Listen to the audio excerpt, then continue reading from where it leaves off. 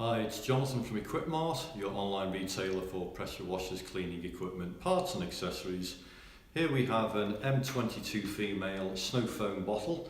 This is a 700ml bottle and it's got the screw thread M22 female connector on. So that will connect onto any male M22 trigger gun. You'll tend to find those on a lot of the Karcher machines. It's sometimes called the Karcher screw thread fitting, but that's the M22. The bottle, to remove the bottle, you simply twist it and it comes off, fill it up with detergent. There's a little filter on the bottom as well.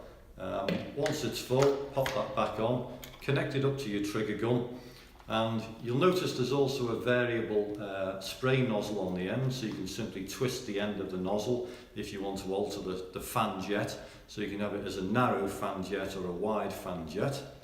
The yellow button on the top there allows you to vary the volume of snow foam that's going to go out of the nozzle. So if you're spraying a car, you might want it quite thick, or alternatively you can have it quite watery, whichever you prefer.